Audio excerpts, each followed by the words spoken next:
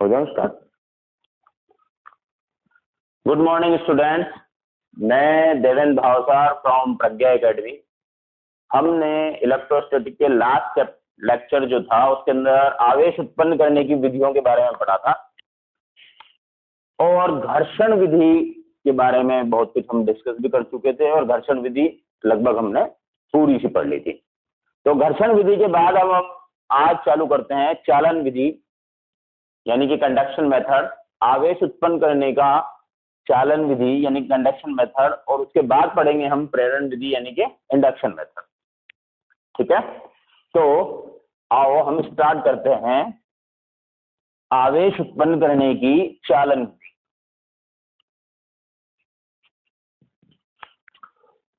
Yes बच्चों, चालन विधि,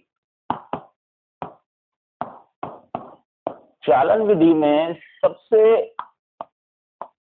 important बात जो होती है वो ये कि दोनों ही वस्तुएं चालक होनी चाहिए। दोनों वस्तुओं का क्या मतलब, पहले मैं आपको समझाऊं कि एक्चुअल में चालन विधि में हम करेंगे क्या कि एक वस्तु पहले से ही आवेशित होगी और एक वस्तु उदासीन होगी, यानी जो वस्तु उदासीन है उसको हम आवेशित करना चाहते हैं और उस उदासीन वस्तु को आवेशित करने के लिए हमको दूसरी चालक वस्तु जो कि आवेशित होगी, यानी कि एक उदासीन चालक वस्तु को दूसरी आवेशित चालक वस्तु से हम आवेशित करेंगे। क्या समझ में आई बात? चालन विधि में दोनों ही वस्तुएं चालक होती हैं।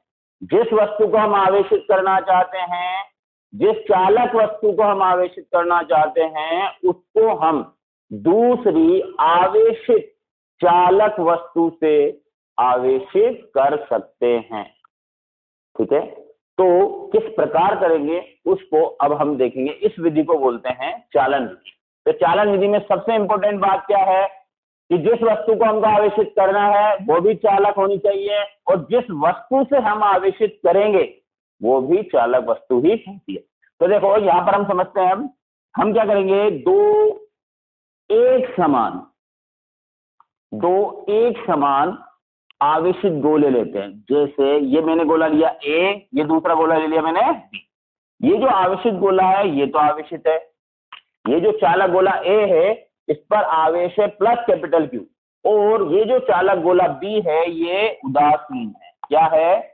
उदासीन। यानी कि हमको चालक गोले बी को चालक गोले ए द्वारा आवेशित करना है। तो आवेशित करने की प्रक्रिया में हम क्या करेंगे कि देखो, अगर हम गोले बी को, यदि हम गोले बी को गोले ए से डायरेक्ट संपर्क में ला दें, यानी कि गोले बी का गोले ए से संपर्क करा दें, जैसे कि ये मैंने बना रखा है। यदि हम गोले बी का गोले ए से संपर्क करा दें और संपर्क कराने के पश्चात दोनों को अलग कर दें, तो हम देखेंगे कि गोले ए पर आवेश Q/2 रह गया और गोला बी जो है उस पर भी प्लस कैपिटल Q आवेश उत्पन्न हो गया।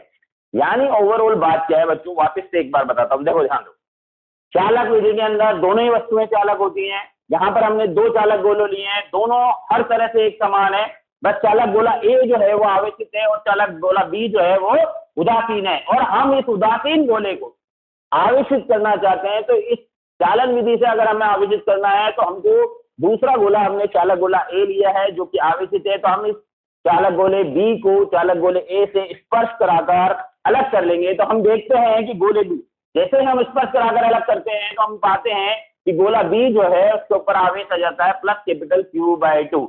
यानी कि ओवरऑल इस कहानी में हमको ऐसा लग रहा है कि एक्चुअल में जैसे ही हमने गोले बी को गोले ए से स्पर्श कराया, तो गोले ए ने अपना आधा आवेश गोले बी को दे दिया। हमको कैसा लग रहा है कि गोले ए से जब हमने गोले बी को स्पर्श कराया तो गोले ए ने अपना आधा आवेश गोले बी को दे दिया। ऐसा लग रहा है कि नहीं? ठीक है, चलो अब अपन इसके बारे में बात करते हैं कि ऐसा क्यों हुआ। देखो, सबसे पहले बात यह कि हमने क्या किया गोले बी को गोले ए से टच करा। जब गोले बी को गोले ए से टच यानी कि स्पर्श कराया गया तो गोला ए जो कि पहले से ही आवेशित था, क्योंकि गोले ए पर आवेश कितना है +q। तो बच्चों ऐसा क्यों हुआ, ऐसा टच कराने से यानी स्पर्श कराने से ऐसा क्या हुआ, इस बात को हमको समझना है। आपके भी दिमाग में क्वेश्चन उठ रहा होगा कि टच कराने से ऐसा क्या हो जाता है कि गोला ए जो है वो गोले बी को अपना आधा आवेश दे देता है। ठीक है, तो बच्चों यहाँ पर आप ध्यान देना, यहाँ पर आप लॉजिक की बात करेंगे यानी कंसेप्ट की बात करेंगे कि ऐसा क्यों हुआ। ठीक है, तो इस बात को आप देखो, यहाँ पर अगर हम देखें तो गोला ए जो है वो पहले से ही आवेशित था, जिस पर आवेश कितना है +q, यानी कि गोला ए जो है वो आवेशित था और गोला बी जो है वो उदासीन है।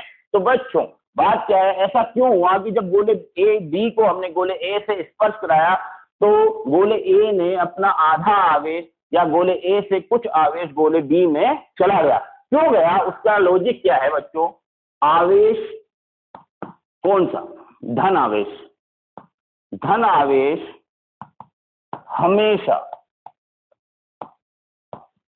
धन आवेश हमेशा उच्च विभव वाली वस्तु से निम्न विभव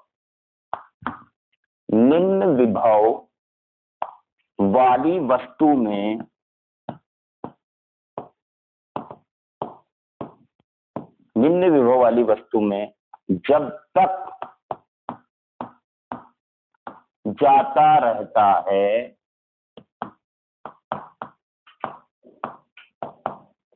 जब तक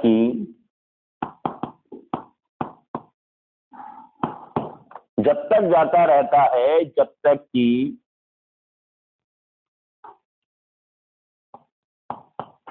दोनों वस्तुओं का विभव एक समान नहीं हो जाता।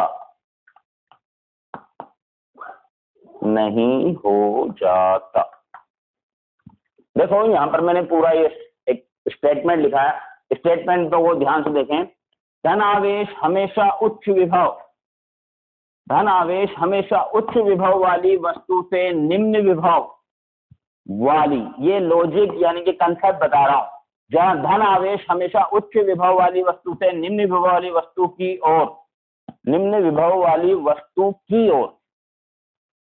ओर जब तक जाता रहता है जब तक कि दोनों वस्तुओं का विभव एक समान नहीं हो जाए। तो बच्चों यहाँ पर ध्यान दो, क्या समझाया जा रहा है आपको, उस पर कंसंट्रेट करो। हमने क्या करा कि गोले बी को गोले ए से स्पर्श कराया, तो गोले बी को गोले ए से स्पर्श कराया, तो स्पर्श कराने के पश्चात जब गोले बी को गोले ए से यानी कि दोनों गोलों को जब सेपरेट यानी कि अलग किया गया तो हमने देखा कि गोले ए पर आवेश +q/2 है और गोले बी पर भी आवेश कितना आ गया +Q/2, यानी कि गोला बी जो कि उदासीन था अब वो आवेशित हो चुका है और वो स्पर्श कराने से हुआ है।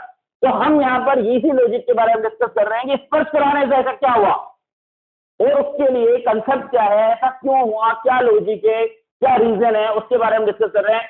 तो बच्चों बात क्या है कि धन आवेश जो है वो हमेशा उच्च विभव वाली वस्तु से निम्न विभव वाली वस्तु की ओर जब तक जाता रहता है जब तक कि दोनों वस्तुओं का विभव एक समान नहीं हो जाए। इंग्लिश में बोलता है positive charge always flow, English में बोलता है positive charge always flow from high potential to low potential. Positive charge always flow from high potential to low potential, यानी कि धन आवेश हमेशा उच्च विभव वाली वस्तु से निम्न विभव वाली वस्तु की ओर जाता है और जब तक जाता रहता है जब तक कि दोनों का विभव एक समान नहीं हो जाता। ठीक है, ये बात धन आवेश के लिए, ऐसा का ऐसा ही इसके जस्ट विपरीत ऋण आवेश के लिए होता है। अगर यहाँ पर ऋण आवेशित वस्तु होती है तो हम कहते हैं धन आवेश की जगह लिख देते ऋण आवेश। तो ऋण आवेश के बारे में बताना जरूरी है। ऋण आवेश हमेशा निम्न विभव, उच्च विभव की जगह निम्न विभव हो जाता है और निम्न विभव की जगह उच्च विभव हो जाता है। तो हम बोलते हैं ऋण आवेश हमेशा निम्न विभव वाली वस्तु से उच्च विभव वाली वस्तु की ओर जब तक जाता रहता है जब तक कि दोनों का विभव एक समान नहीं हो जाता। ठीक है, तो ये कंसेप्ट होता है। ठीक है, अब जैसे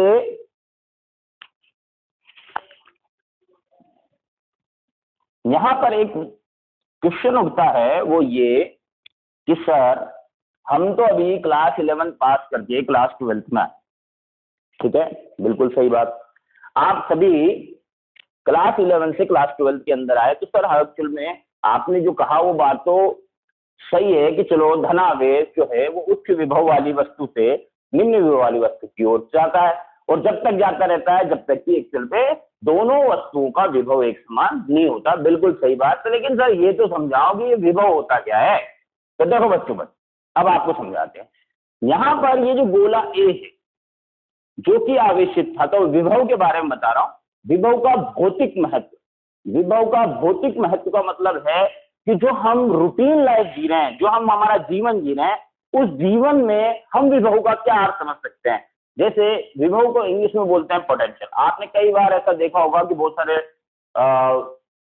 पर्सन जो हैं पोटेंशियल का बहुत ज्यादा, पोटेंशियल एक वर्ड है, शब्द है, यानी विभव एक शब्द है जिसको हम बहुत ज्यादा यूज करते हैं। फॉर एग्जाम्पल मैं आपको बताता हूँ कि जैसे मैंने किसी स्टूडेंट से कहा कि मैंने किसी स्टूडेंट से कहा, आप समझने की कोशिश करा, मैंने किसी स्टूडेंट से कहा कि तेरे में बहुत पोटेंशियल है, तो बहुत अच्छा कर रहा है, शाबाश, बहुत अच्छा पोटेंशियल है, और इस पोटेंशियल को और इंक्रीज करो। मीन्स क्या, इस पोटेंशियल को और इंक्रीज करो, तुमने बहुत अच्छा पोटेंशियल है, मीन्स समझो आप बात को। यानी ये वर्ड हम रूटीन लाइफ में भी यूज करते हैं। पोटेंशियल का क्या मतलब, जब एक टीचर एक स्टूडेंट से पोटेंशियल के बारे में कह रहा है, इसका अर्थ होता है कि वह एक्चुअल में उस बच्चे को यह समझा रहा है कि आप एक्चुअल में स्टडी में लर्निंग पावर आपकी बहुत अच्छी है, समझने की क्षमता आपकी बहुत अच्छी है, न्यूमेरिकल सॉल्विंग पावर आपकी बहुत अच्छी है, यानी कि हर पढ़ाई से संबंधित जो बात है उसमें अच्छा पोटेंशियल आपके पास है।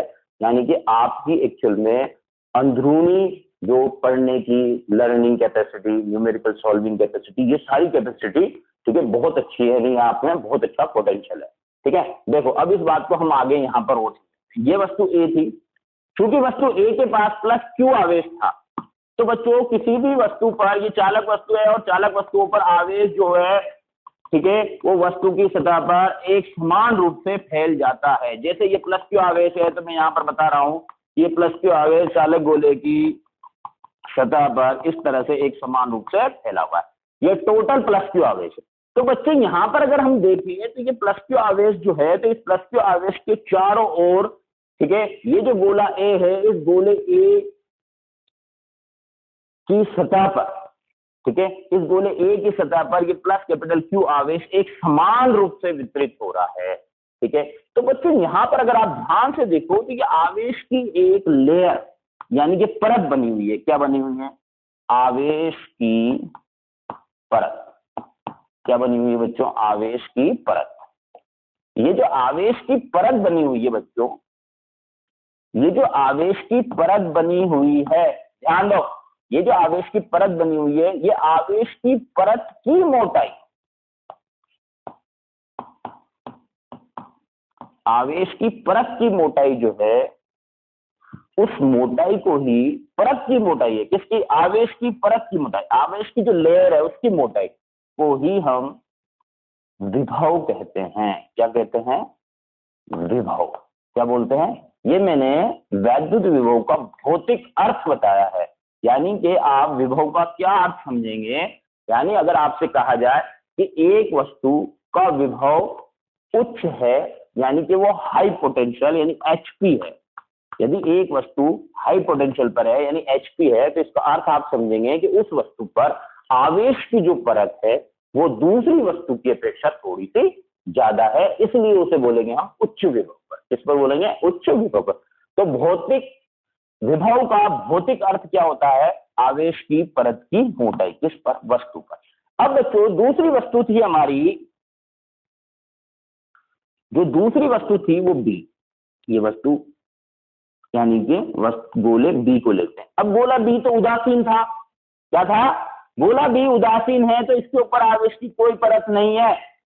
ठीक है, इसलिए गोला ए जो है वो तो एचपी है और गोला बी जो है वो एलपी है, यानी कि लो पोटेंशियल, और एचपी मीन्स हाई पोटेंशियल, यानी ये तो है उच्च विभव पर। कौन? गोला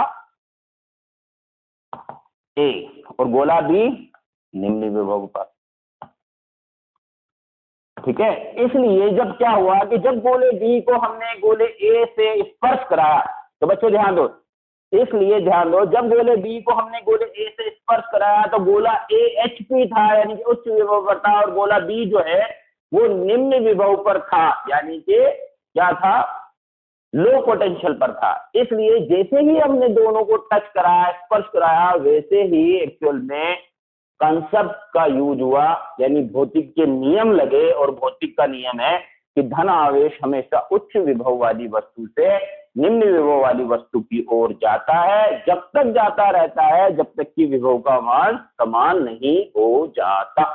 अब बच्चों यहां पर जो मैंने आपको समझाया है उस बात को आप समझिए। देखो यहां पर बोले ए पर आवेश की परत, यानी आवेश की परत की मोटाई जो थी वो कितनी है, +q। जब यहां पर हमने दोनों को सेपरेट कर दिया, तो अब बच्चों यहां पर ये गोला ए और ये गोला बी है, जो कि दोनों बिल्कुल एक समान है, सरसम गोले हैं, ठीक है। इसलिए जब गोले ए पर अब हम यहां पर देखें तो गोले ए पर अगर आवेश की परत की मोटाई कितनी होगी, q/2 की। भाई परत की मोटाई कितनी होगी, q/2 की होगी ना। तो यहाँ पर गोले बी पर भी आवेश की परत, ठीक है, q/2 की होगी। यानी कहने का मतलब ये कि अब गोले ए और गोले बी दोनों पर आवेश की परत की जो मोटाई है वो बराबर हो गई। मीन्स एक्चुअल में गोले ए से आवेश गोले बी में जब तक जाता रहता है जब तक कि दोनों गोलों का विभव एक समान नहीं हो जाता। इसलिए गोले ए से आधा आवेश गोले बी में गया, जब तक जाता रहा जब तक कि दोनों गोलों का विभव एक समान नहीं हो गया। अब बच्चों बात क्या है, देखो इससे पहले जब हम डिस्कस कर रहे थे तो बच्चों आपको ये बात समझ में आ गई, ठीक है। अब बच्चों यहां पर कुछ और बातें जो कि शायद आपने सोची हो, शायद आपने नहीं सोची हो, लेकिन आपकी बेटर अंडरस्टैंडिंग के लिए मैं खुद बताता हूं आपको। देखिए 2 मिनट के लिए, ठीक है, समझते मत। जब हमने गोले बी को गोले ए से टच किया तो मैंने कहा कि धन आवेश जो है, क्योंकि गोला ए उच्च विभव पर है, धन आवेश उच्च विभव वाली वस्तु से यानी निम्न विभव वाली यानी वस्तु बी की ओर गया, जब तक जाता रहा जब तक कि एक्चुअल पे दोनों गोलों का विभव एक समान नहीं हो गया। इसलिए क्यू आवेश को बिल्कुल बराबर बराबर भागों में बंटना पड़ा, और क्योंकि दोनों पर विभव का मान एक समान करना था। बिल्कुल सही बात, ठीक है ना। अब बच्चों क्वेश्चन ये उठता है कि कल इससे पहले जो लास्ट लेक्चर था, उस लास्ट लेक्चर के अंदर हमने एक चीज डिस्कस करी थी, वो ये कि धन आवेश यानी कि धन आवेश जो है वो गतिशील नहीं होता है। धन आवेश कभी भी गतिशील नहीं होता है, वो नाभिक के अंदर होता है। कहाँ होता है, नाभिक के अंदर होता है। तो सर आपने अभी यहां पर इस गोले ए पर +q आवेश दिखाया, और फिर गोले बी को ए से टच किया, और टच करने के बाद आपने बोला धन आवेश, ठीक है, गोले ए से गोले बी में जब तक जाता रहा जब तक कि दोनों गोलों का विभव एक समान नहीं हो गया। ठीक है बच्चों, बोलो बात समझ में आ रही कि नहीं आ रही। हाँ बिल्कुल सर यही हुआ, लेकिन धनावेश तो गतिशील ही नहीं होता है, फिर ये ऐसा कैसे हो गया, बात सही है कि नहीं। तो बच्चों यहां पर हमेशा एक बात याद रखो, जब भी हम ये कहें कि धन आवेश, जब भी हम ये कहें कि धन आवेश, जैसे मैं यहाँ पर स्मॉल ए या बी बना देता हूं, जब भी मैं यूं कहूं कि जैसे ये मैं वापस बना रहा हूं मैं कि धन आवेश स्मॉल ए बिंदु से स्मॉल बी बिंदु की ओर गया, इसका अर्थ होगा कि ऋण आवेश, इसका मतलब होगा कि ऋण आवेश जो है वो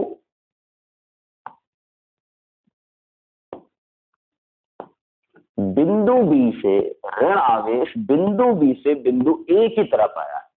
इसका क्या अर्थ होगा, इसका अर्थ होगा बच्चों कि ऋण आवेश जो है, अगर मैं कह रहा हूं कि धन आवेश बिंदु ए से बिंदु बी की ओर गया है, तो इसका अर्थ वास्तविकता, इसकी रियलिटी ये होगी, कहने में तो यही कह सकते हैं, सभी कहते हैं और कहना ही है, कहने में कोई बुराई नहीं है, तो हम अगर इसको आराम से कह सकते हैं, कहने की कोई बड़ी बात नहीं है, लेकिन समझना रियलिटी में क्या होता है। जब मैं कह रहा हूं कि धन आवेश ए से बिंदु बी की तरफ गया है, जब मैं कह रहा हूं कि धन आवेश बिंदु ए से बिंदु बी की ओर गया है, तब आपको ये बात समझ लेनी है कि एक्चुअल में ऋण आवेश जो है वो बिंदु बी से बिंदु ए की तरफ गया है। तब हमको ये बात समझ लेनी है कि ऋण आवेश बिंदु बी से बिंदु ए की तरफ गया है।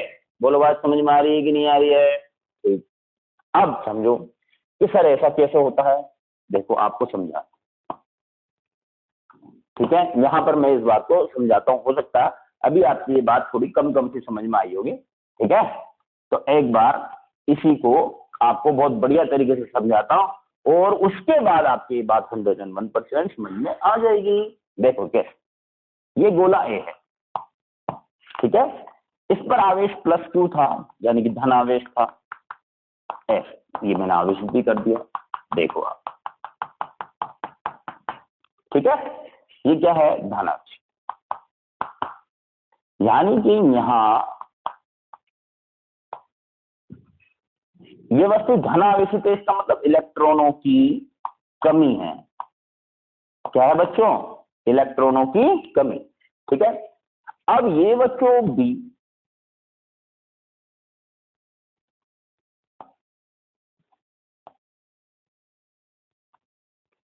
ये वस्तु B जो थी वो उदासीन, क्या है? उदासीन, ध्यान देना। ये वस्तु B जो थी वो क्या थी बच्चों? उदासीन, ठीक है। अब ये बच्चों B जो वस्तु उदासीन है, तो ये वस्तु B जो उदासीन है, यहां समझने की कोशिश करें आप, इसका मतलब जितने इस वस्तु B में प्रोटॉन है उतने ही इलेक्ट्रॉन है, तो यहां ना तो इलेक्ट्रॉनों की कमी है कोई और न ही प्रोटॉनों की कमी है। अब बच्चों अपन अच्छी तरह से जानते हैं कि ये गोला A जो कि +q आवेशित है, ये क्या है? Hp, यानी कि उच्च विभव, हाई पोटेंशियल पर है, और ये उदासीन। तो यहां पर गोला B गोले A की तुलना में, गोला B गोले A की तुलना में निम्न विभव पर है, यानी गोला B Lp है और गोला A जो है वो Hp है, ठीक है। बोलो कोई दिक्कत? अब बच्चों बात क्या है, ध्यान से देखो कि जब हमने गोले A को गोले B से स्पर्श कराया,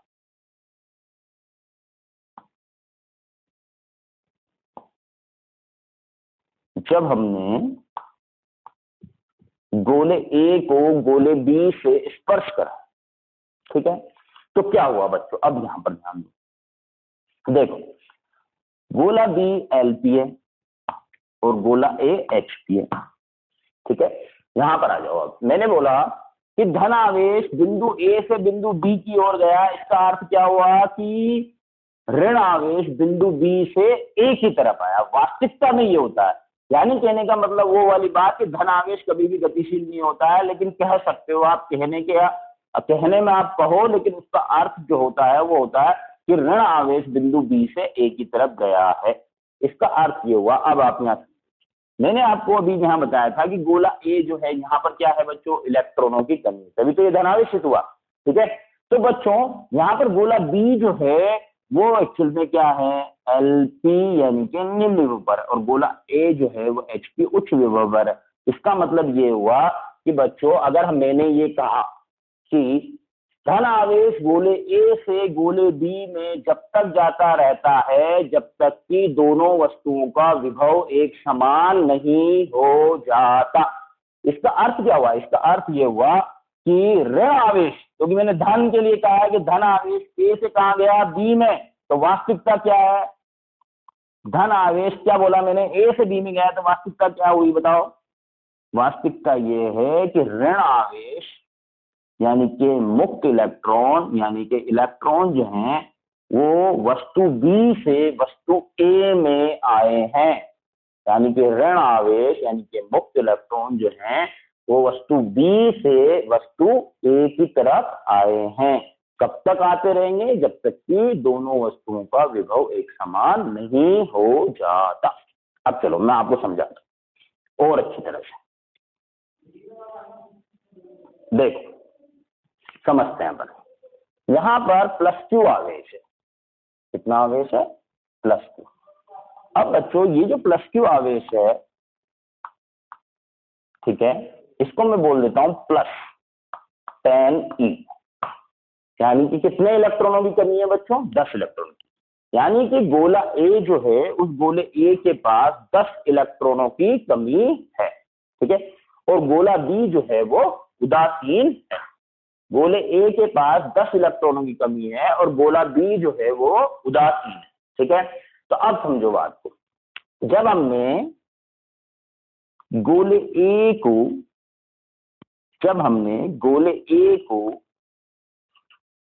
गोले बी से टच कराया,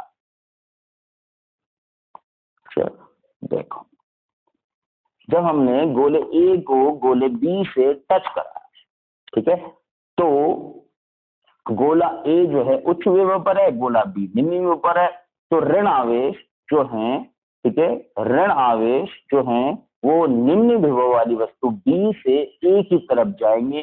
कब तक जाते रहेंगे? जब तक कि दोनों वस्तुओं पर विभव का मान एक समान नहीं हो जाता। अब इस बात को समझो आप, यहाँ कितने इलेक्ट्रॉनों की कमी है गोले ए के पास? 10।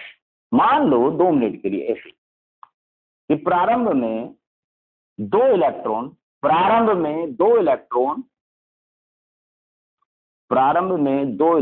थोड़ा सा मैं बाहर बना देता हूँ। प्रारंभ में पहला ट्रांजिशन हुआ, ठीक है, बी से ए 2 इलेक्ट्रॉनों का, मान लो, ठीक है, तो यहाँ 2 इलेक्ट्रॉनों की कमी हो गई, यानी यहाँ कितना आवेश उत्पन्न हुआ? +2e। और यहाँ पर अब क्या हुआ? कितना? 10 इलेक्ट्रॉनों की कमी चल रही थी, 2 इलेक्ट्रॉन आ गए, तो अब यहाँ कितना हो गया? आधी। ये पहला ट्रांजिशन है, आपको समझाने के लिए धीरे धीरे बता रहा हूँ। तो बोलो विभव बराबर हुआ क्या? नहीं हुआ। यहाँ तो अब भी कम विभव है, यहाँ पर आवेश की लेयर केवल 2e की है, यहाँ आधी की है, तो दूसरा ट्रांजिशन हुआ। ठीक है, दूसरा ट्रांजिशन अपने वापस 2e का मान देते हैं, 2 इलेक्ट्रॉन बी से ए में। तो बताओ अब यहाँ 2 इलेक्ट्रॉन और आ गए, तो अब यहाँ पर कितने की कमी हो गई? 10 की कमी थी, अब टोटल 4 इलेक्ट्रॉन आ चुके, तो अब यहाँ पर 6 इलेक्ट्रॉनों की कमी चल रही। तो चूंकि यहाँ से 2 इलेक्ट्रॉन और निकल गए, तो यहाँ पर क्या हुआ बच्चों? हम +4 ही आवेश आ गया। ठीक है, अब भी विभव बराबर हुआ क्या? हुआ।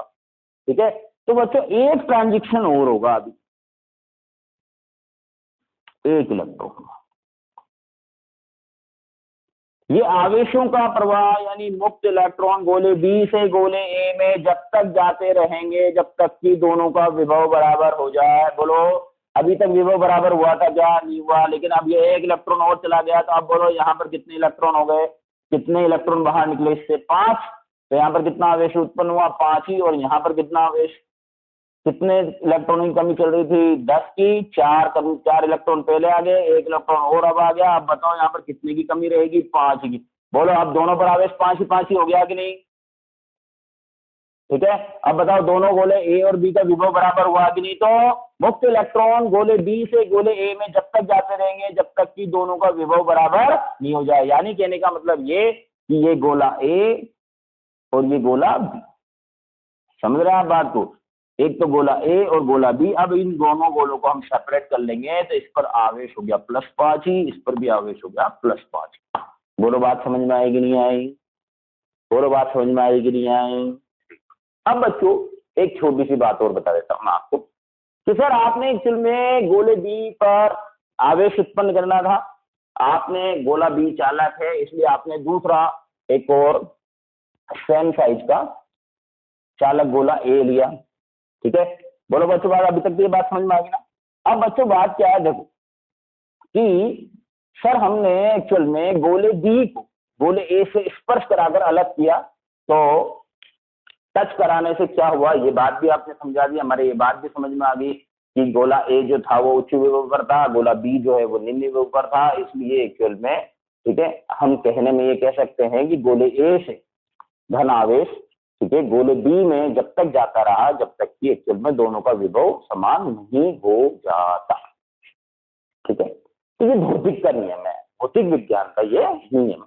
ठीक है, अब बच्चों बात क्या है, तो उसकी वास्तविकता भी मैंने आपको समझा दी कि वास्तविकता में धनावेश कभी गतिशील नहीं होता है, और एक्चुअल में गोले बी में से मुक्त इलेक्ट्रॉन गोले ए में जब तक आते रहे जब तक कि दोनों का विभव बराबर नहीं।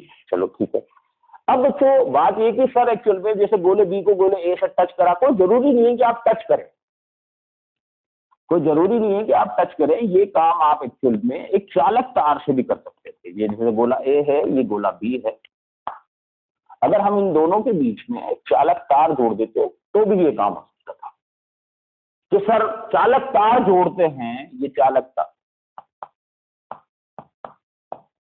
कि सर चालक तार जोड़ते हैं, ठीक है, या इसको गोले बी को गोले ए से टच करेंगे या गोले ए और बी के बीच में कोई चालक तार जोड़ेंगे, ठीक है, तो वो बात तो हमारे समझ में आ जाती है सर कि एक्चुअल में इतना तो हम समझते ही हैं कि गोले बी से, जैसे ही गोले ए और बी के बीच में हम तार जोड़ेंगे तो गोले बी से जो इलेक्ट्रॉन निकलकर गोले ए में चले जाएंगे, वो चालक तार के थ्रू चले जाएंगे। बिल्कुल सही बात है, सही समझ रहे हैं आप, गलत कहाँ समझ रहे हैं, बिल्कुल सही समझ, ठीक है। अब बच्चों बात क्या आगे समझो, दूसरी बात समझाते हैं आप।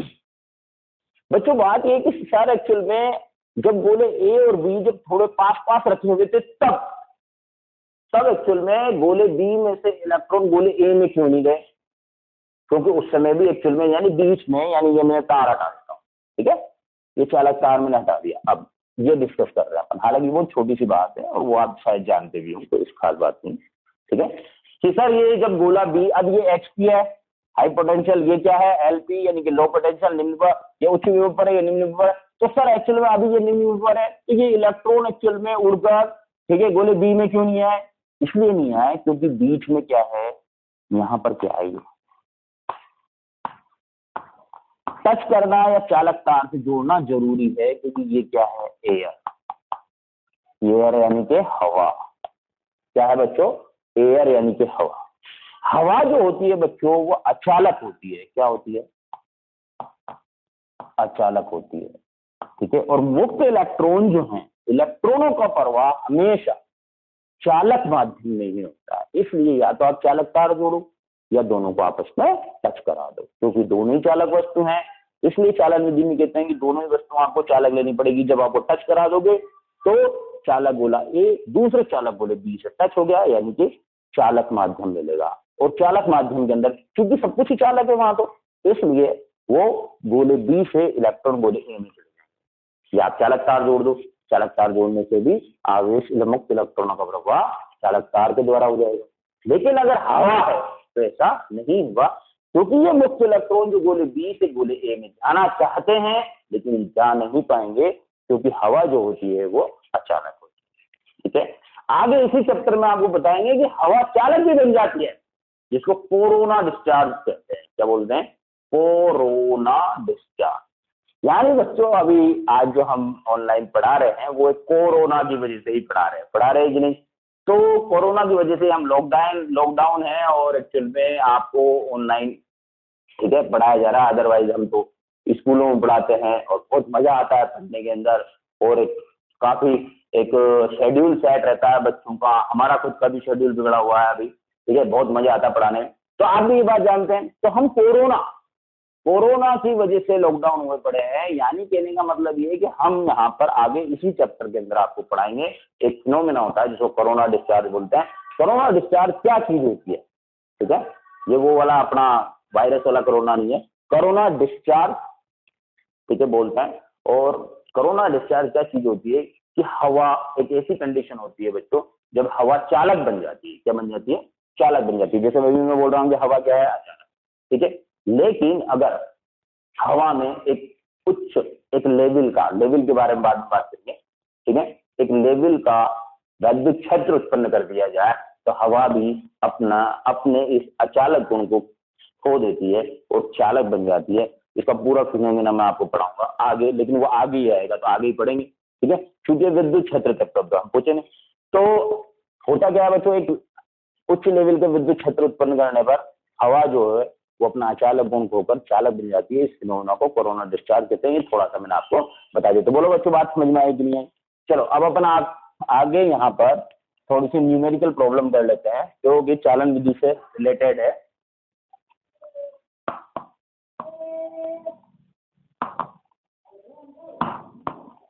न्यूमेरिकल देख,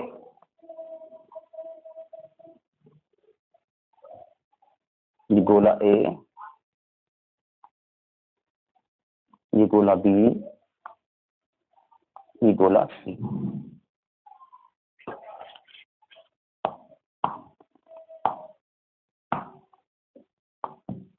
ठीक है। सब बच्चे ध्यान दो, एक तो गोला ए है, एक गोला बी है और एक गोला सी, ठीक है, ध्यान दो। यहाँ पर गोले ए पर आवेश है, ये तीनों एक समान गोले हैं, ठीक है, ये तीनों क्या है, बिल्कुल एक समान गोले, ठीक है। यहाँ पर लेकिन गोला ए जो है +3q आवेशित है, गोला बी जो है वो -q आवेशित है, और गोला सी जो है वो उदासीन, ठीक है। तीन गोले हैं ए बी और सी। गोला बी जो है उस पर +3q आवेश है, गोले बी पर जो आवेश है वो -q है, और गोला सी जो है वो उदासीन है। तो बच्चों हम क्या करते हैं, क्वेश्चन आपसे ये है कि सबसे पहले गोले ए को गोले बी से टच कराया जाता है और अलग कर देते हैं।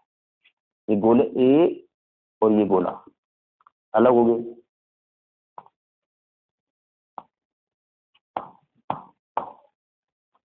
ठीक है। होता क्या है बच्चों, यहां देखो ये गोला ए है, ये गोला बी। जब गोला ए गोले बी से टच होता है, ठीक है, टच कराकर उसको अलग कर दिया तो, ठीक है। और उसके बाद अलग करने के बाद हम क्या करते हैं कि गोले बी को गोले ए से गोले ए से टच कर, ठीक है।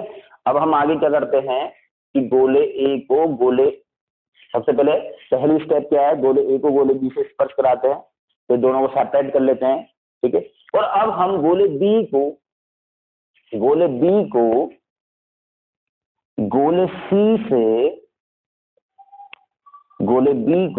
सी से स्पर्श कराते हैं, और फाइनली गोले बी और गोले सी को अलग कर देते हैं, ठीक है। चलो वापस से क्वेश्चन देखते हैं। क्वेश्चन क्या है, क्वेश्चन ये है कि तीन गोले हैं ए बी सी। गोला ए जो है उस पर +3q आवेश है, गोला बी जो है उस पर -q आवेश है, और गोला सी जो है वो उदासीन है। सर मतलब हम पहली स्टेप हमारी गोले ए और बी को हम टच कराते हैं और टच कराकर अलग कर देते हैं। जो ये अलग किया हुआ गोला जो बी है, अब इसको हम गोले सी से टच कराते हैं और फिर इन दोनों को भी अलग कर लेते हैं। तो आपसे पूछा जाता है कि गोले ए बी और सी पर अंतिम आवेश क्या है। क्या पूछा जाता है, गोले ए बी व सी पर अंतिम आवेश क्या है, तो गोले ए पर, ठीक है। सब बच्चे ध्यान दो, गोले ए और बी को सर्वप्रथम पहली बात यहां ध्यान देखो, चालन विधि में जब हम सर्वसम यानी सारे गोले बिल्कुल एक जैसे अगर होंगे, ठीक है, तब आप बिल्कुल डायरेक्ट इस चीज का यूज कर सकते हो कि जब भी दो गोले आपस में संपर्क में हो तो कुल आवेश देखिए आप, टोटल आवेश कितना है। अब गोले ए पर आवेश कितना था 3q, गोले बी पर आवेश कितना था -q। तो अब यहां पर बताओ टोटल आवेश कितना बचा। देखो बताता हूं, +3q -q बराबर बोलो 2q, कितना बचेगा 2q। तो अब ये जो 2q आवेश, कुल आवेश कितना बचा 2q, तो कुल आवेश 2q जो है वो बराबर भागों में डिवाइड हो जाएगा, यानी यहाँ पर +q आवेश और यहाँ पर भी कितना होगा +q आवेश। आगे बात है, तो आप तो टोटल जोड़िए, टोटल जोड़ने के बाद इसको डिवाइड कर दीजिए, यानी 2 का भाग, ठीक है। अब बच्चों बात क्या है, यहाँ आ जाओ। जब ये गोला बी है, ये गोला बी जब अब आपने ये गोला बी जब सेपरेट हो गया, इस पर आवेश अब कितना है +q। अब इसको हमने सी से गुणा कर दिया, सॉरी गुणा नहीं कर दिया, स्पर्श करा दिया, स्पर्श करा दिया। तो गोला बी और गोले सी, अब यहाँ पर इस अवस्था में कुल आवेश देखो, इस पर तो q था, सी उदासीन है, तो टोटल आवेश कितना रहा q। अब इसको डिवाइड कर दो तो ये q/2 और ये कितना हो गया q/2, ठीक है। तो इस तरह से चालन विधि पर क्वेश्चंस बनते हैं बच्चों, ठीक है। आगे बात समझ में भी नहीं आई, तो ये हमारी हमने चालन विधि पढ़ी। फिर बहुत अच्छे क्वेश्चन, बहुत अच्छे लेवल वाले क्वेश्चन, इसके लिए जैसे हम चार्ट पूरा करेंगे, पूरे चार्ट पर एक बहुत कंपटीशन फोकस वाला एक वीडियो आएगा जिसमें types of problem, types of concept, ठीक है। कंसेप्ट तो अभी भी सारे पढ़ाए जा रहे हैं, लेकिन टाइप्स ऑफ प्रॉब्लम जो होगी मेनली उसमें डिस्कस करेंगे, उसको कंपटीशन फोकस बोलेंगे। मजा आएगा पढ़ने में, आप जरूर पढ़ें, बहुत बहुत मजा आएगा, 101 गारंटी, ठीक है। यस बच्चों, तो अब हम पढ़ेंगे प्रेरण विधि। इससे पहले हमने चालन विधि डिस्कस करी थी, अब हम प्रेरण विधि पढ़ रहे हैं। प्रेरण विधि में 4 पद यानी कि 4 स्टेप्स होती हैं, ठीक है। देखो इन 4 स्टेप्स में पहली स्टेप्स मैंने यहाँ पर लिखिए, ये एक चालक गोला है। क्या है बच्चों, चालक गोला। इस चालक गोले को हम, क्योंकि उदासीन है, इसको आवेशित करना चाहते हैं, तो यहां हमने ये एक धन आवेशित छड़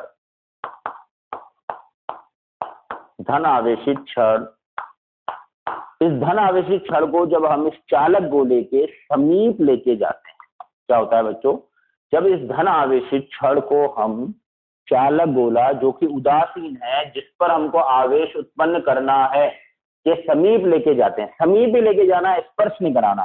समीप लेके जाते हैं तो देखो, चूंकि यहाँ पर 2D व्यू आपको गोले का दिख रहा है, इसलिए मैं इसको इस 2D व्यू में आपको ऐसे कह सकता हूं, उससे आपको बेटर समझ में आएगा कि एक तो बच्चों ये तो हुआ LHS भाग और ये हुआ RHS भाग। यहाँ पर मैंने एक डॉट डॉट डॉट लाइन बनाई, ठीक है।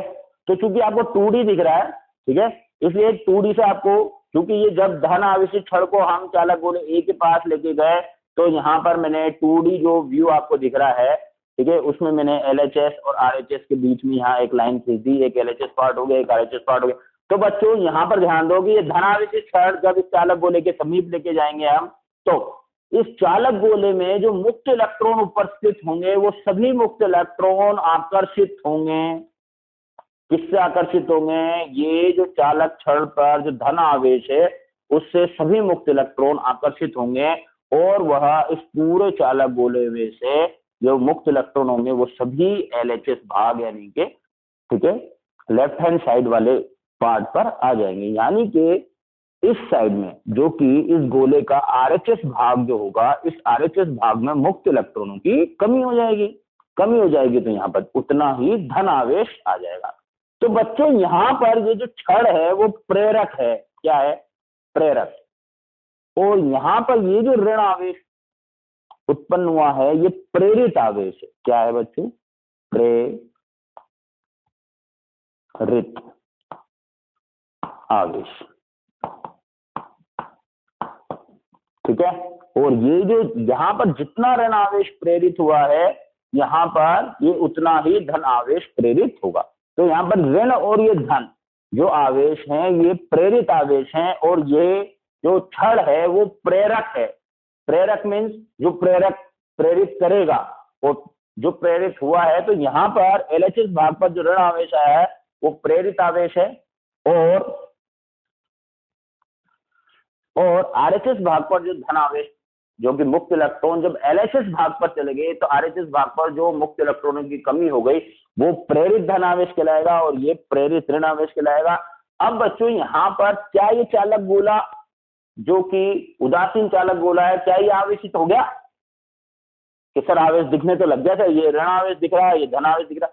नहीं, अभी भी क्या है कि यहाँ ये जो चालक गोला है, केवल इस चालक गोलों के अंदर, इस चालक गोले के अंदर मुक्त इलेक्ट्रॉन जो हैं वो इस पूरे गोले में से निकलकर LHS भाग की तरफ गए। बस इतना सही हुआ है।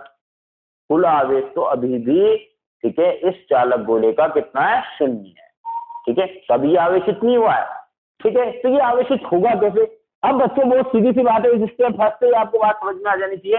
अगर हम ये करें, मुझे इस चालक गोले, हमारा मकसद क्या है? चालक गोले को आवेशित करना। अगर हमारा मकसद इस चालक गोले को आवेशित करना है, तो हमने धन आवेश क्षण को इसके पास लेके आए, जिससे मुक्त इलेक्ट्रॉन LHS भाग पर आ गए, RHS भाग पर धन आवेश, सॉरी, मुक्त इलेक्ट्रॉन की कमी होगी, वहां धन आवेश प्रेरित हो गया, LHS भाग पर ऋण आवेश प्रेरित हो गया। चलो ठीक है, बहुत अच्छी बात। लेकिन अभी भी ये जो गोला है वो क्या है? उदासीन। तो अब इसको आवेशित करने के लिए हम क्या करें? तो इसको आवेशित करने के लिए बच्चों ये जो प्रेरित ऋण आवेश है या प्रेरित धन आवेश है, तो या तो प्रेरित ऋण आवेश खत्म हो या प्रेरित धन आवेश खत्म हो, दोनों में से कोई भी एक आवेश खत्म हो जाएगा तो ये चालक गोला जो है वो आवेशित हो जाएगा। क्योंकि यहाँ पर जितना प्रेरित ऋण आवेश है अभी, उतना ही प्रेरित धन आवेश है, यानी कुल आवेश अब 0 ही है, ठीक है। तो हमारी दूसरी स्टेप जो होगी, स्टेप नंबर 2, उसमें हम क्या करते हैं?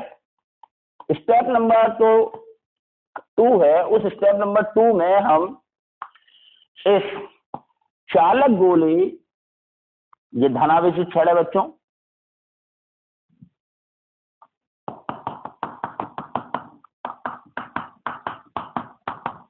इस चालक गोला जो कि ये उदासीन चालक गोला है, जिस पर अभी केवल प्रेरित आवेश उत्पन्न हुए हैं, केवल प्रेरित आवेश उत्पन्न हुए हैं, ये गोला आवेशित नहीं हुआ है। इसलिए हम इस चालक गोले को एक चालकता, ये क्या है बच्चों? एक चालकता। ये क्या बनाया? बड़ी लाइन, छोटी छोटी छोटी छोटी और छोटी। ये क्या है? ये चिन्ह है बच्चों अर्थित, यानी कि भू संपर्कित करने का, भू संपर्कित, इंग्लिश में बोलते हैं अर्थित। क्या कर रहे हैं बच्चों? अर्थ, भू संपर्कित किया हमने, ठीक है, यानी भू संपर्कित करने का अर्थ क्या हुआ, ठीक है। हमने क्या करा बच्चों, एक चालक तार दिया, वो ये जो चालक तार दिख रहा है आपको, ये जो चालक तार है, कोई भी तार अगर हम लेंगे तो उसके दो सिरे होंगे, एक सिरा दूसरा सिरा, ठीक है। तो ये चालक तार का एक सिरा जो है, इसको तो हमने पृथ्वी में गाड़ दिया, ये चिन्ह है, इस तरह से अगर कहीं भी बना हुआ हो तो इसका अर्थ होता है कि एक्चुअल में वो वस्तु भू संपर्कित की है हमने। तो हमने इस चालक तार जो है, इस चालक तार का एक जो सिरा है उसको तो हमने जमीन के अंदर गाड़ दिया, और दूसरा सिरा जो है, उस दूसरे सिरे को हमने बच्चों इस गोले के आरएचएस भाग के यहाँ टच कर दिया। देखो एलएचएस भाग को टच नहीं है, ये आरएचएस भाग को टच है या नहीं है बच्चों? बिल्कुल सही है। तो बच्चों अब यहाँ पर ध्यान दो, यहाँ पर ये जो एलएचएस भाग पर जो प्रेरित ऋण आवेश था, ठीक है, ये जो एलएचएस भाग पर जो प्रेरित ऋण आवेश था वो तो बेशक वैसा ही रहा, ठीक है। लेकिन हम देखते हैं बच्चों यहाँ पर कि ये जो आरएचएस भाग है, ठीक है, अब बच्चों यहाँ पर कुछ बात आपको समझने वाली है। पृथ्वी, एक वस्तु तो हो गई आपकी पृथ्वी, पृथ्वी का विभव कितना होता है बच्चों? शून्य। अभी मैंने आपको चालन विधि में विभव के बारे में थोड़ा सा समझाया था। तो पृथ्वी का विभव कितना है बच्चों? शून्य। पृथ्वी का विभव कितना है? शून्य। समझो, पृथ्वी का विभव कितना है? शून्य। लेकिन आरएचएस भाग पर, प्रेरित धन आवेश था या नहीं? प्रेरित धन आवेश था, इसलिए ये जो आरएचएस भाग है ये है आपका एचपी, और आपकी जो पृथ्वी है ये है एलपी। पृथ्वी क्या है? एलपी, और आपका आरएचएस जो है वो क्या है? एचपी। यानी कि अब हम बीच में हमने चालक तार जोड़ रखा है, यानी कि चालक माध्यम जोड़ रखा है, यानी अब हम कहेंगे कि इस चालक तार द्वारा, ठीक है, धन आवेश, इस चालक तार द्वारा धन आवेश गोले के आरएचएस भाग से चालक तार द्वारा कहां चले गए? पृथ्वी में चले गए। जब तक जाते रहे जब तक कि दोनों का विभव, दोनों कौन? अब यहां पर गोले का आरएचएस भाग और पृथ्वी, गोले का आरएचएस भाग और पृथ्वी दो वस्तु हैं, एक तो पृथ्वी है और दूसरा गोले का आरएचएस भाग है, क्योंकि तार जो आपने जोड़ा है वो गोले के आरएचएस भाग और पृथ्वी के बीच में जोड़ा है, ठीक है। दो वस्तु, गोले का आरएचएस भाग, पृथ्वी, पृथ्वी का विभव शून्य, गोले का आरएचएस भाग का विभव उच्च, ठीक है। अब चालक तार से जोड़ दिया, यानी कहने का मतलब ये कि अब आवेश जो है, धन आवेश always flow from high potential to low potential. धन आवेश हमेशा उच्च विभव वाली वस्तु से निम्न विभव वाली वस्तु की ओर जाएगा। तो यहाँ पर उच्च विभव वाली वस्तु कौन है? आरएचएस भाग, क्योंकि उस पर धन आवेश है। पृथ्वी का विभव कितना है? शून्य, ठीक है। इसलिए आरएचएस भाग से आवेश चालक तार द्वारा कहां गया? पृथ्वी। ये जाना जब तक जाता रहेगा जब तक दोनों का विभव बराबर नहीं हो जाए। तो हमने देखा है कि एक्चुअल में होता क्या है बच्चों, पहले बात बता दूं कि ये जो धन आवेश है, सपोज करो थोड़ा सा धन आवेश पृथ्वी में गया, लेकिन पृथ्वी का विभव तो फिर भी शून्य रहा, फिर और गया तब भी विभव शून्य रहा, फिर और गया तब भी विभव शून्य। यानी कहने का मतलब ये कि इस आरएचएस भाग का सारा विभव पृथ्वी में, सारा आवेश जो है वो पृथ्वी में चला जाएगा, तब जाकर हम कहेंगे कि दोनों का विभव बराबर हुआ है। क्यों होगा बताओ? सोचो दो मिनट। थोड़ा सा आवेश गया, पृथ्वी का विभव तो बढ़ता ही नहीं है, वो हमेशा शून्य रहता है। पृथ्वी का विभव ऑलवेज, ये दुनिया भर का जितना भी एक्स्ट्रा चार्ज है, बिजली चमकना, हमारे घरों के अंदर स्पार्किंग होना, शॉर्ट सर्किट से आग लगना, ये जितना भी एक्स्ट्रा आवेश है, ये सारा आवेश हमारी धरती माता ही इतने टाइम से ले रही है। आपने देखा होगा बड़ी बड़ी बिल्डिंग होती है, हमारे घरों के अंदर अर्थिंग होती है, बड़े बड़े इंस्टीट्यूट होते हैं, कंपनियां होती हैं, उनके बाहर जनरेटर होते हैं, बैंक के आगे साइलेंट जनरेटर होते हैं। इन साइलेंट जनरेटर वगैरह के लिए भी बहुत पृथ्वी में बहुत बड़ा गड्ढा खोद कर अर्थिंग की जाती है। यानी कहने का मतलब ये पृथ्वी का विभव, पृथ्वी अरबों साल से एक्स्ट्रा आवेश को लेती आ रही है, लेकिन पृथ्वी का विभव पहले भी शून्य था, हमेशा शून्य ही रहता है। इसलिए आपको समझना है इस बात को कि पृथ्वी का विभव शून्य क्यों होता है, इसका बारे में थोड़ा सा इसके बाद जो नेक्स्ट चैप्टर आएगा कैपेसिटर, उसमें भी थोड़ा डिस्कस करेंगे अपन, ठीक है। तो अब बच्चे यहाँ पर ध्यान दो, तो ये सारा का सारा धन आवेश जो है वो पृथ्वी में जाएगा, क्यों जाएगा? क्योंकि पृथ्वी का विभव तो शून्य से बढ़ने से रहा, ना तो माइनस में जाएगा ना प्लस में जाएगा, यानी ये तो शून्य है।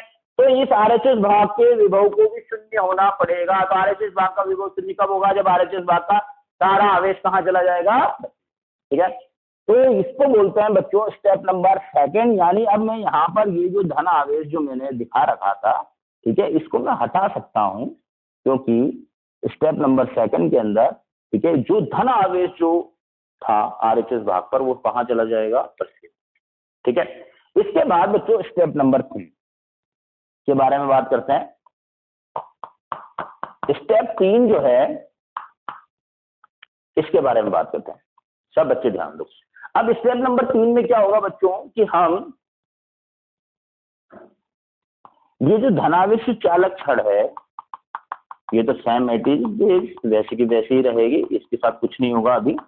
लेकिन ये जो हमारा जो चालक गोला जो था जिसको हमने अर्थड किया हुआ था, ठीक है,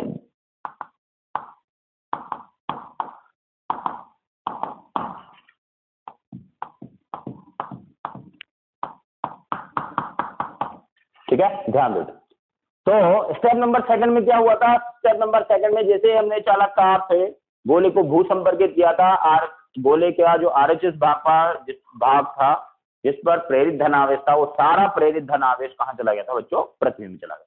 ठीक है, अब बच्चों हम स्टेप नंबर 3 में क्या करेंगे कि ये जो स्टेप नंबर सेकंड में जो हमने चालक तार जोड़ा था, इस चालक तार को हम हटा देंगे। क्या करेंगे? चालक तार को हटा देंगे। तो हटा दिया हमने चालक तार को। अब चालक तार को हमने हटा दिया तो हुआ क्या बच्चों? यहाँ पर ये स्टेप नंबर 3 है, चालक तार को हमने हटा दिया तो देखो आरएचएस भाग पर तो कोई आवेश नहीं है, लेकिन यहाँ पर ये जो एलएचएस भाग पर जो प्रेरित ऋण आवेश था, ठीक है, वो अभी ये जो धनावेशित छड़ है इसके कारण, इस धनावेशित छड़ के कारण एलएचएस भाग पर ही बना हुआ है। तो ये आकर्षण, यहाँ आकर्षण लिख देता हूं, इस आकर्षण के कारण ये जो ऋण आवेश है, धनावेश तो चला गया, प्रेरित धनावेश पृथ्वी में चला गया, केवल अब गोले पर प्रेरित ऋण आवेश बचा है। और ये प्रेरित, फिर हम क्या करते हैं स्टेप नंबर 3 के अंदर चालक तार को हटा देते हैं। ठीक है, और चालक तार का काम क्या था? प्रेरित धनावेश को पृथ्वी में भेजना, उसने भेज दिया, उसका काम खत्म, उसको खत्म, तो उसको हटा दिया हमने। अब बच्चों बात क्या है? एलएचएस भाग पर एक्चुअली जो प्रेरित ऋण आवेश है, ठीक है, ठीक है, वो अभी भी एलएचएस भाग पर ही जमा हुआ है। क्यों जमा हुआ है? क्योंकि पास में भी एक्चुअल में धनावेश छड़ रखी हुई है, उसके आकर्षण के कारण जमा हुआ है। तो स्टेप नंबर 4 जो होती है,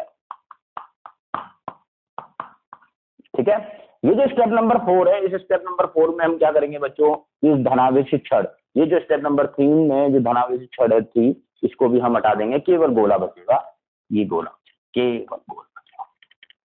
ठीक है, तो ये एलएचएस भाग पर जो कि प्रेरित ऋण आवेश था, ये एलएचएस भाग पर जो कि प्रेरित ऋण आवेश था, जो कि किसके कारण जमा हुआ था?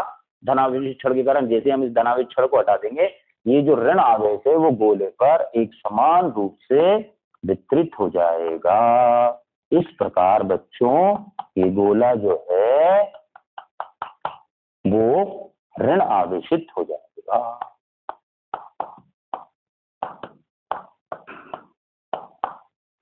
ठीक है, इस तरह से हम प्रेरण विधि से एक्चुअल में किसी भी वस्तु को आवेशित कर सकते हैं।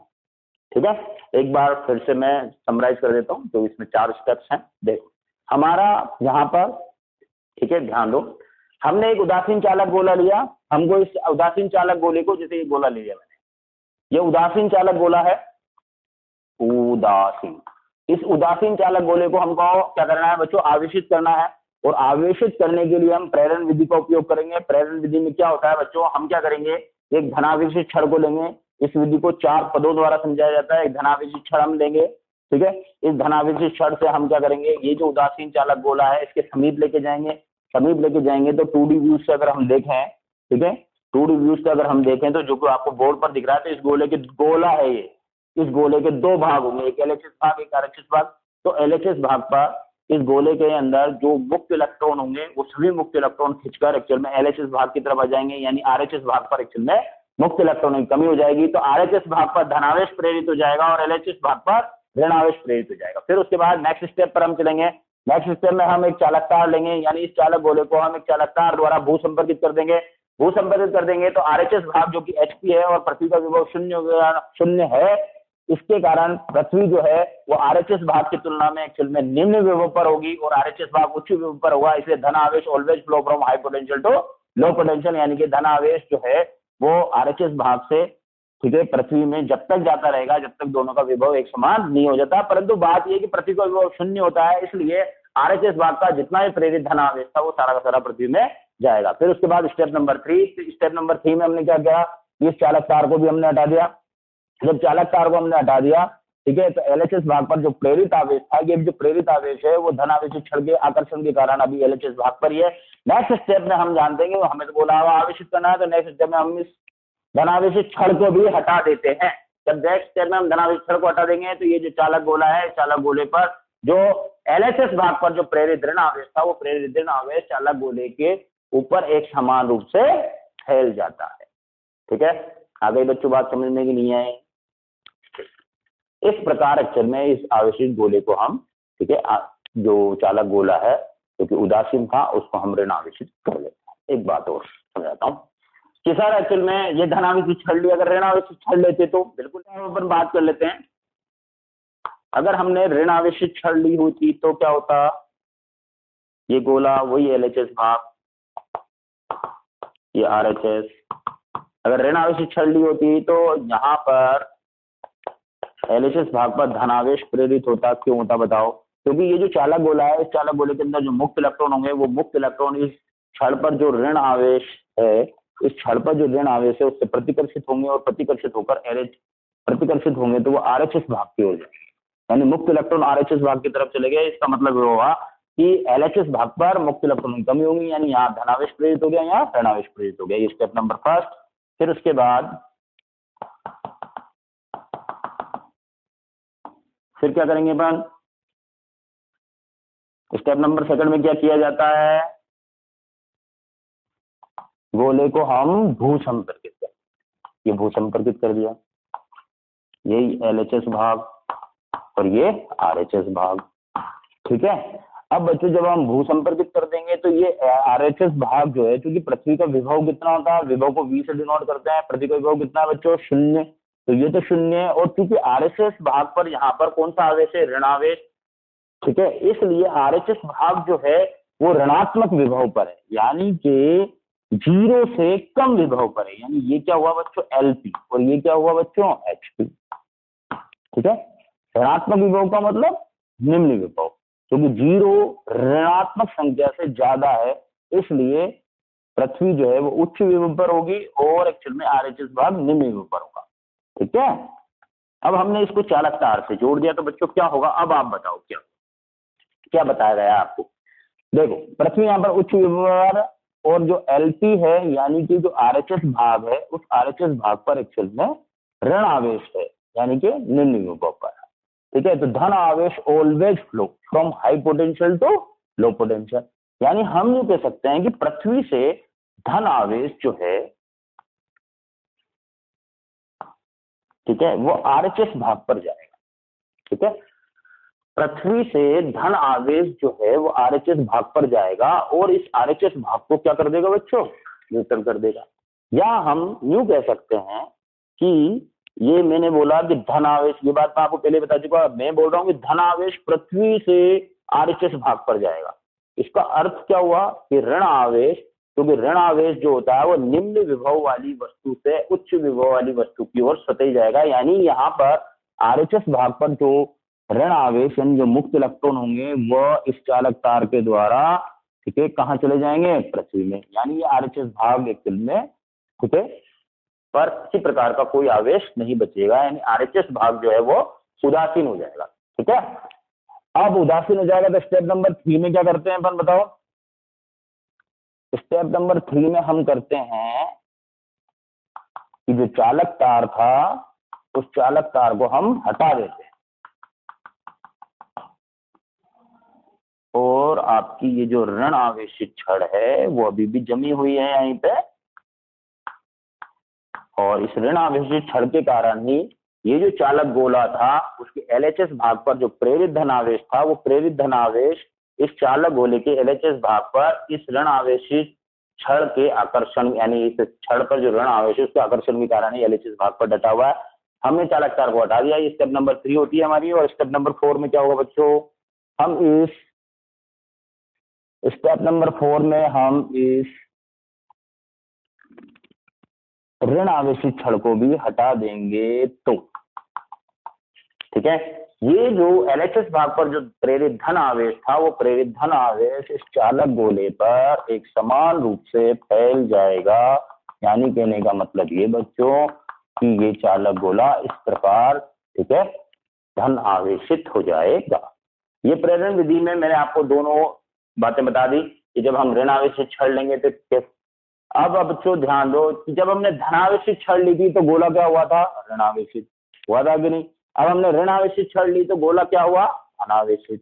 ठीक है, तो आपको ये चीज ध्यान में रखनी है कि हम धनावेशित छड़ लेंगे तो हम किसी वस्तु को प्रेरण विधि से ऋण आवेशित कर सकते हैं, और यदि हम ऋण आवेशित छड़ लेंगे या ऋण आवेशित वस्तु लेंगे तो हम उदासीन वस्तु को धनावेशित कर सकते हैं।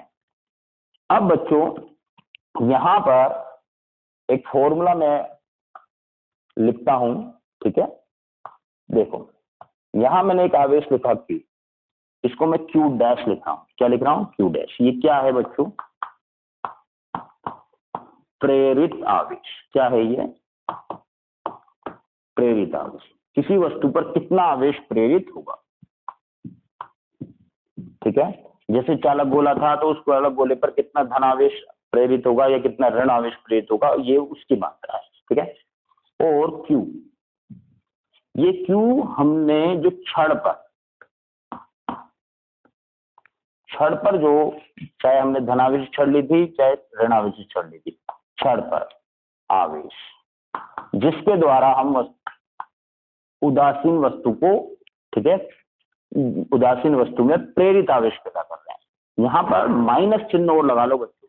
ये माइनस चिन्ह क्यों लगवा रहा हूं मैं, क्योंकि अगर ऋण आवेशित छड़ होगी तो धनावेश पैदा होगा और धनावेश छड़ हो गए तो ऋण आवेश पैदा होगा। तो यहाँ पर ये ऋण आवेश और लगा लो, ठीक है।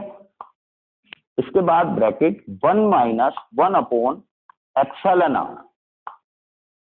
यहाँ पर ये एप्सिलॉन आर क्या होता है बच्चों, ये है आपेक्षिक वैद्युतशीलता।